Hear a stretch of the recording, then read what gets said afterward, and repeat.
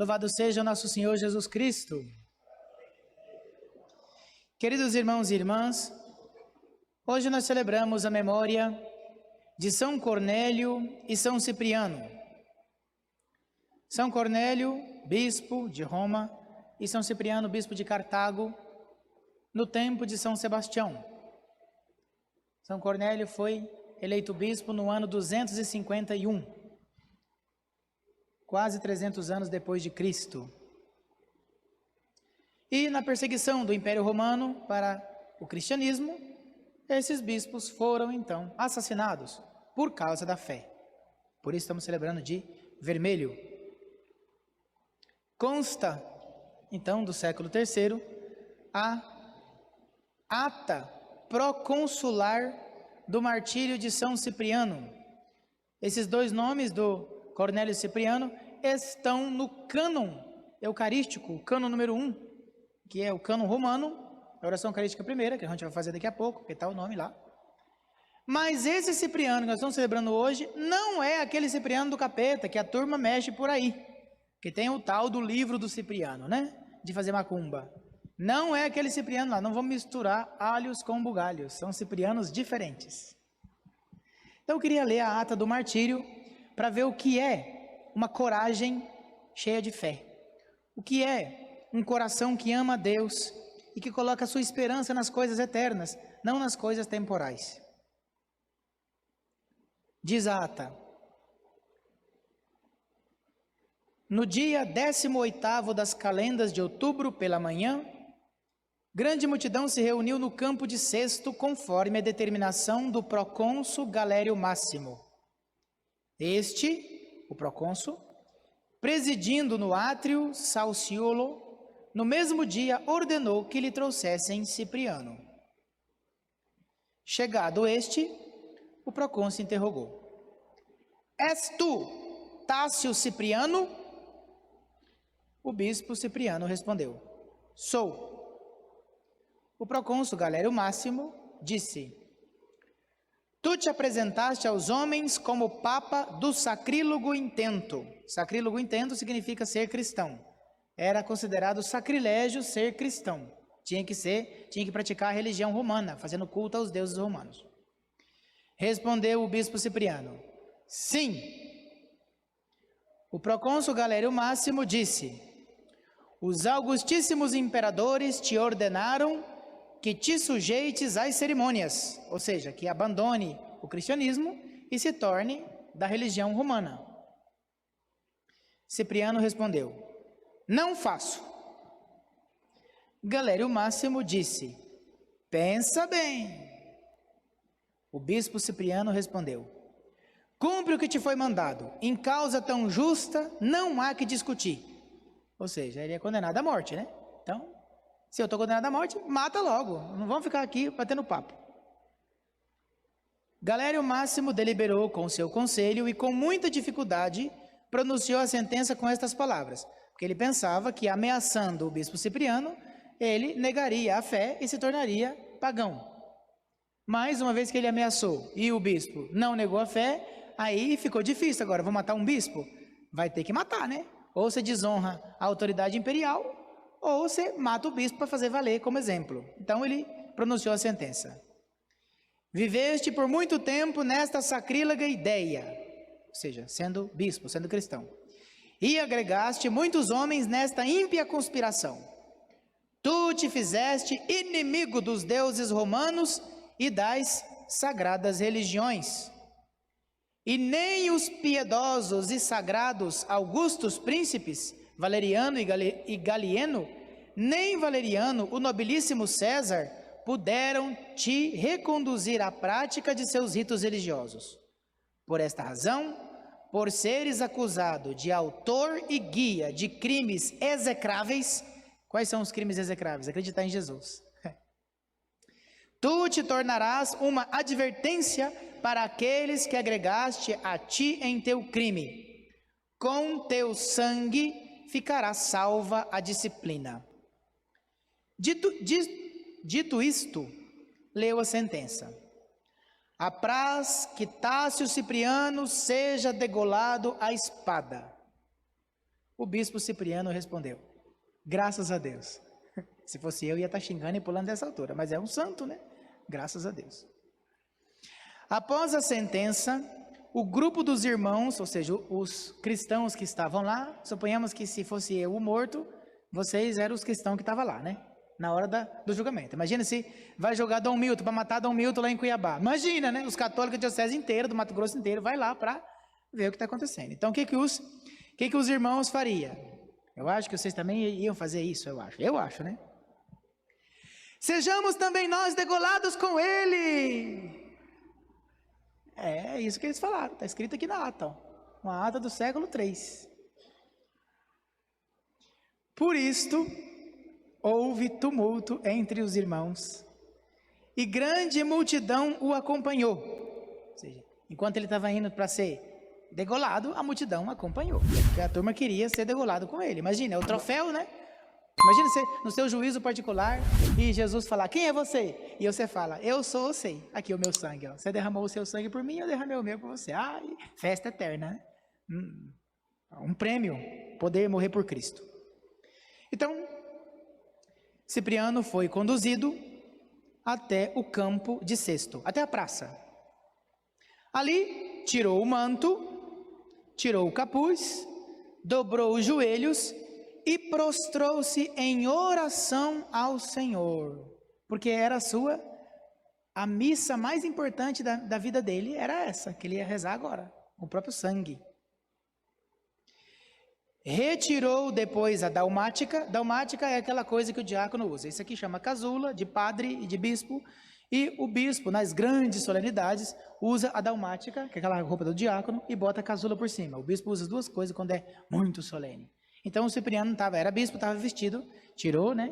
Tirou a dalmática, entregando-a aos diáconos, e ficou de alva de linho. Alva é esse pano branco que o padre está vestindo debaixo da roupa aqui, essa coisa aqui, sinal do batizado. Então isso chama alva. Ele ficou de alva de linho e toalha. O bem-aventurado quis vedar os olhos com as próprias mãos. Quer dizer, o ritual para matar alguém com a espada era amarrar o olho dele, né? Para passar a espada. Ele: não, eu mesmo boto a venda nos meus olhos. Ele mesmo amarrou o olho dele com a venda para ser degolado. Não conseguindo amarrar as pontas, porque amarra atrás, né? Ele pediu ajuda do presbítero, do padre Juliano, e de um subdiácono que também chamava Juliano. E os dois ajudaram. Um padre e um diácono ajudou a amarrar atrás a venda do olho do São Cipriano. Deste modo, morreu.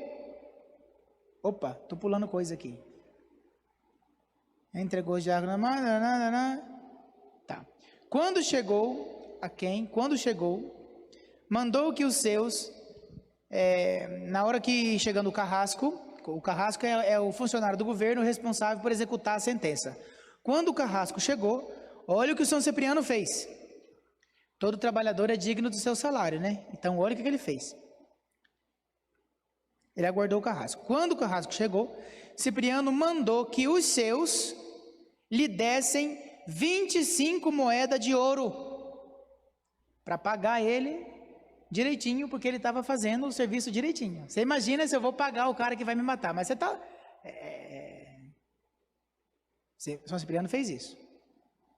Aí, os irmãos estenderam diante de Cipriano um pano de linho, uma toalha. Ele quis vedar os olhos com as próprias mãos. O diácono, o padre e um diácono ajudou. E deste modo morreu o bem-aventurado Cipriano. O seu corpo, por causa da curiosidade dos pagãos, foi colocado ali perto, de onde à noite foi retirado, com círios e tochas, hinos, e em grande triunfo, levado ao cemitério de Macróbio Candidiano, administrador, existente na via Mapaliense, junto das piscinas. Poucos dias depois, morreu o procônsul Galério Máximo. O mártir Santíssimo Cipriano foi morto no dia 18º das calendas de outubro, sob Valeriano e Galieno imperadores, reinando, porém, nosso Senhor Jesus Cristo, a quem a honra e a glória pelos séculos dos séculos. Amém. Ao ler um negócio desse, com poucas linhas, não sei você, mas eu fico com vergonha. Eu fico com vergonha. Porque eu vejo o tão covarde que eu sou diante de um simples momento de oração. Para rezar todo dia já é difícil. Agora imagina para morrer na espada, injustamente, de um governo corrupto, cruel, assassino, sei lá o quê. Eu tenho certeza que se fosse eu, sairia correndo. Nenhuma das homilias do Papa Bento XVI, em um dos aniversários de morte de São João Paulo II, citando o evangelho de hoje, Bento XVI disse assim: Jesus estava na casa de um pecador, que não se reconhecia pecador, porque estava julgando todo mundo, ele era o santo, né? A prostituta que entrou chorando, se humilhando aos pés de Jesus, e para agradar Jesus e demonstrar o seu amor, quebrou um alabastro de perfume.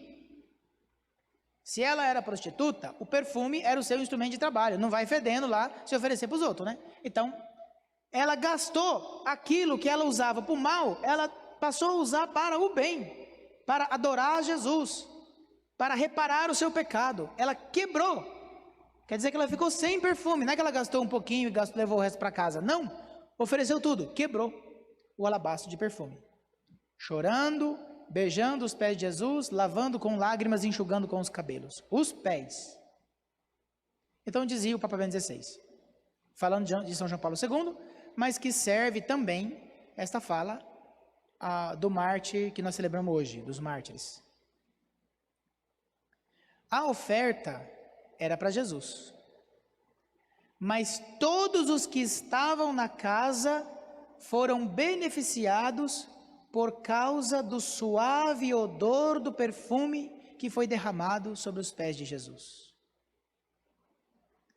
Quando nós, aqui completo eu, quando nós nos oferecemos ao reino de Deus aqui na nossa paróquia, o nosso serviço, a nossa doação, a quebra do vaso que somos nós mesmos, com o perfume que foi colocado dentro, Divino Espírito Santo, os dons, os carismas, as capacidades, quando nós quebramos o nosso coração para servir a Deus, todos os que estão na paróquia serão beneficiados pelo suave odor do perfume de Cristo que nós carregamos. Agora, a escolha é sempre nossa. Nós podemos guardar o perfume e andar por aí fedendo, com o cheiro do bode, do bodão do inferno. E como é que a gente anda por aí com o cheiro do bodão? Quando a gente dá um testemunho satânico. Quando as pessoas que convivem conosco nem sequer se lembram de Jesus. Porque a nossa fala, o nosso comportamento, o nosso modo de ser, a nossa vida não espelha nada de Jesus. Está mais para o fedor do bodão do que para o cheiro do bom pastor. Mas quando a gente se dispõe a renunciar toda a nossa vida para agradar a Deus, e faz, não como o fariseu que convida Jesus para uma janta esporádica, mas como a prostituta que reconhece o seu pecado e se oferece tudo, chorando no maior sofrimento, chorando pelos seus pecados. Então, a nossa vida espalhará na nossa paróquia um perfume que vai atrair tantos outros que não acreditam em Jesus, para vir eles também chorar os seus pecados e adorar o nosso Senhor. Eis a nossa vocação, ser perfume de Cristo e não o fedor do bodão do inferno. Ser perfume de Cristo, e o perfume de Cristo tem um nome, chama caridade divina. Ou você quer usar um outro nome? Divino Espírito Santo. Que maravilha, quando nós, sem medo, sem reservas, sem querer economizar, quebramos o alabastro para oferecer a nossa vida e derramar o nosso sangue, as nossas lágrimas, o nosso suor, não interessa, o que for necessário, derramarmos aos pés de Jesus, como fez o bispo Cipriano. Certamente, alguns ficarão incomodados e vão fazer a cruz ficar mais pesada. Foi assim com Jesus, foi assim com todos os mártires, será assim conosco, se nós realmente quisermos servir a Deus. Mas sabe de uma coisa? Vale a pena, porque o lucro é infinito. O céu nos espera. Cipriano não se vendeu, ele conservou a fé e guardou até o fim.